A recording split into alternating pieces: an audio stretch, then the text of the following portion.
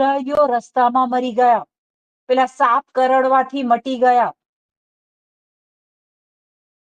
આગલી પેઢીના કોણ એ પ્રોમિસ લેન્ડમાં કોણ ગયું? અહીંયા કે છે પણ એ સંદેશ સાંભળવાથી તેમને કશો લાભ ના થયો, કારણ કે તેમના સાંભળવામાં શ્રદ્ધા ભળી નહોતી. એ લોકોને પ્રભુએ કીધેલું દૂધ અને મધની નદીઓ વહેશે ત્યાં લઈ જઈશ, ધીરજ રાખો, રસ્તામાં ચૂપચાપ શાંતિથી વિશ્વાસથી શ્રદ્ધાથી આગળ જાઓ. ભૂખ લાગી તો માન્ના આપ્યું, તરસ લાગી તો પાણી આપ્યું. તે છતાં પ્રભુની પ્રોમિસમાં એ લોકોએ શ્રદ્ધા નહોતી રાખી.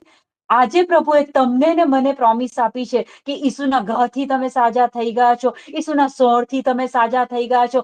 પણ જો એ વચનમાં તમારી શ્રદ્ધા ભળી નથી તો વચન બોલવા છતાં તમને એ પરિણામ મળે નહીં, કારણ કે એમાં શ્રદ્ધા ભેળવવી જરૂરી